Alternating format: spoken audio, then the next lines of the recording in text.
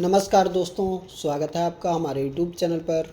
अगर आप चैनल पर नए हैं तो प्लीज़ चैनल को सब्सक्राइब कर लीजिए, अपने दोस्तों को शेयर कर दीजिए। चलिए फिर देर ना करते डिक्टेशन शुरू करते हैं। डिक्टेशन शुरू होगा 5 सेकंड बाद।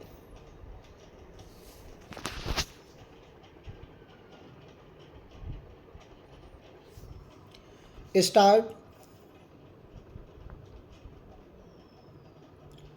बहनों और भाइयों, हमारे राष्ट्र का यह सौभाग्य है कि यहाँ एक स्थायी लोकतंत्र प्रणाली है। यहाँ के लोग बड़े मेहनती और प्रतिभाशाली हैं। यहाँ बहुत से प्रसिद्ध वैज्ञानिक और प्रौद्योगिकीविद हैं। यहाँ के जवान बहुत साहसी हैं और मजदूर व किसान बड़े मेहनती हैं। यदि हम देश की असीम जनशक्ति की सहायता से अपने प्राकृतिक साधनों का उचित उपयोग करने का दृढ़ निश्चय कर लें तो हमारे राष्ट्र की प्रगति, समृद्धि और उन्नति सुनिश्चित है। विश्व में सभी ओर संघर्ष, हिंसा तथा आतंक का वातावरण दिखाई दे रहा है, जिससे कि निर्दोष प्राणियों के जान माल का विनाश हो रहा है। अगर मानव जाति को जिंदा रहना है तो उसे अपने अस्तित्व के लिए मानवीय गुणों से भरपूर ऐसे वातावरण की स्थापना करनी होगी जो डर, अविश्वास और अभाव से मुक्त हो। एटमी हथियारों की अंधाधुंध बढ़ोतरी के साथ साथ बल और हिंसा का सहारा लेने से मानव जाति के विनाश की आशंकाएं बढ़ गई हैं। ऐसी स्थिति में यदि युद्ध हुआ तो उसमें न किसी की जीत होगी और न किसी की हार, बल्कि हर जगह विनाश होगा।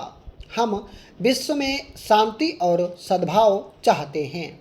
हम अपने पड़ोसी देशों में होने वाली घटनाओं के बारे में चिंतित हैं। हम सभी से मित्रता चाहते हैं और पड़ोसी देशों के साथ सहयोग की भावना रखना चाहते हैं। अंतर्राष्ट्रीय मंच पर भारत हमेशा से सभी विवादों का शांतिपूर्ण ढंग से समाधान और न्यायपूर्ण तथा व्यावहारिक अर्थव्यवस्था का प्रबल समर्थक रहा है। अंत में मैं अपने मित्रों, सार्वजनिक तथा राजनीतिक जीवन के साथियों तथा संपूर्ण राष्ट्र से नम्रतापूर्वक अनुरोध करता हूं कि वे मुझे जिम्मेदारियों को निभाने में सहयोग दें, जो मुझे संविधान द्वारा और संविधान निर्माताओं द्वारा बनाए गए इस सर्वोच्च पद की गरिमा से प्राप्त हुई हैं। मैं आपको विश्वास दिलाता हूं कि राष्ट्र के सच्चे सेवक की हैसियत से मैं अपनी जिम्मेदारियों को बिना किसी डर और पक्षपात के निभाऊंगा। मैं सदा ही इस गुरुद्वारा साहिब तख्त श्री केसगढ़ साहब में हाजिर होता रहा हूँ और हर बड़ा कार्य आरंभ करते समय या आरंभ करने से पूर्व मैं यहाँ प्रार्थना करने आता रहा हूँ। जब भी जितनी बार भी मैंने यहाँ प्रार्थना की है वह कभी व्यर्थ नहीं गई। अब मैंने महाराज के चरणों में यह प्रार्थना की है कि मुझे देश की समस्त जनता के सेवक की हैसियत से सभी के साथ न्याय करने की शक्ति दे। प्यारी बहनों और प्यारे भाइयों, कल हम अपनी स्वतंत्रता की 54वीं वर्षगांठ मनाने जा रहे हैं। 54 वर्ष पहले इसी दिन भारत को नया जीवन और स्वतंत्रता मिली थी। इस खुशी के अवसर पर मैं देश और विदेशों में रहने वाले अपने देश के सभी नागरिकों का अभिनंदन करता हूं और उन्हें अपनी शुभकामनाएं देता हूं।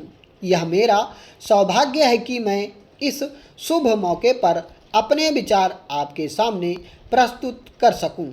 इस दिन हम अपने देश के उन लोगों को याद करते हैं जिन्होंने विदेशी शासन से स्वतंत्रता हासिल करने के लिए संघर्ष किया था और स्वतंत्रता के आंदोलन में अपनी कुर्बानियाँ दी थीं।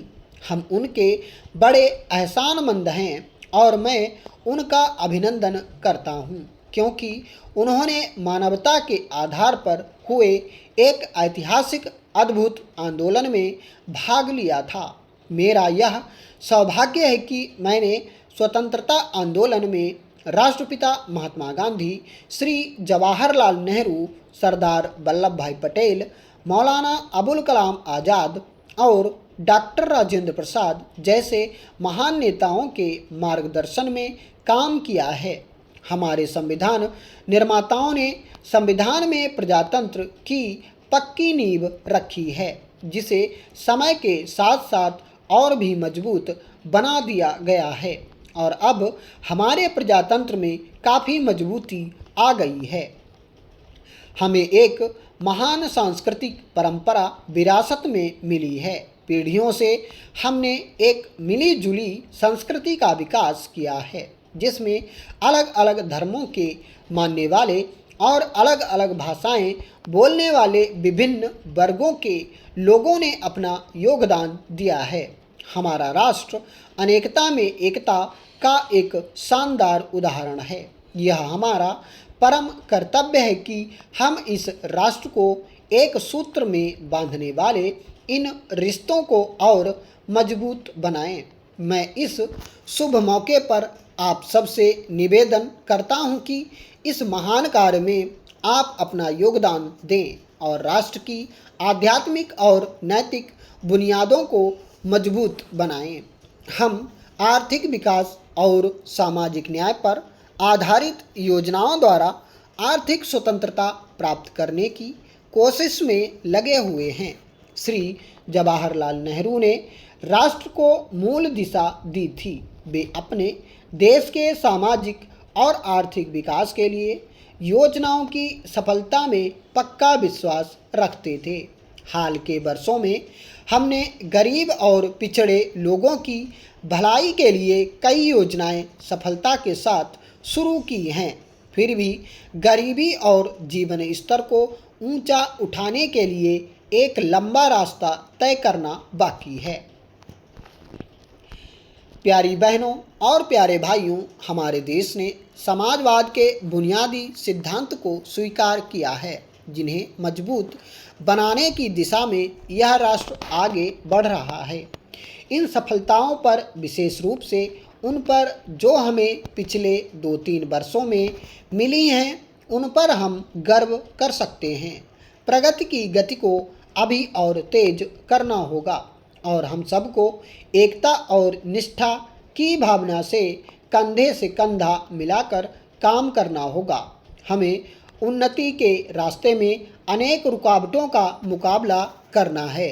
यह लड़ाई किसी व्यक्ति विशेष या गुट के विरुद्ध नहीं, बल्कि सांप्रदायिकता, जातिवाद और क्षेत्रीय शक्तियों के विरुद्ध है।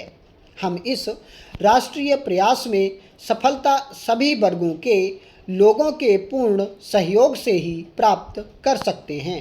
यह वर्ष उत्पादकता वर्ष के रूप में मनाया जा रहा है। उद्योग धंधों का बुनियादी ढांचा बेहतर होने के कारण पिछले कुछ वर्षों के उद्योग धंधों में उत्पादन काफ़ी बढ़ा है। 2000-2001 में हमारे देश ने 8% से अधिक औद्योगिक विकास की प्राप्ति की है। यह सब मजदूरों, वैज्ञानिकों और प्रबंधकर्ताओं के सहयोग से ही संभव हो सका है। अनाज के मामले में हमारी खेती का आधार काफ़ी मजबूत हो गया है। यह हमारे देश के काश्तकारों की लगातार मेहनत का ही फल है। उपज बढ़ाने के उनके इस काम में कृषि वैज्ञानिकों और प्रशासकों ने काफ़ी मदद की है। 2000-2001 में अनाज का उत्पादन आज तक के हुए रिकॉर्ड से पिछले सब वर्षों से अधिक हुआ है। मुझे इस बात में कोई संदेह नहीं है कि उत्पादकता के इस वर्ष में हम उद्योग और खेतीबाड़ी में उत्पादन को और आगे बढ़ाएंगे। भारत को प्रौद्योगिकी के क्षेत्र में दुनिया के प्रगतिशील देशों में गौरवपूर्ण स्थान हासिल है। हमारे देश के विशेषज्ञ दुनिया के लगभग सभी हिस्सों में काम करते हैं। हमें अपने वैज्ञानिकों और प्रौद्योगिकीविदों द्वारा प्राप्त सफलता पर नाज है, इससे बड़ी हिम्मत होती है।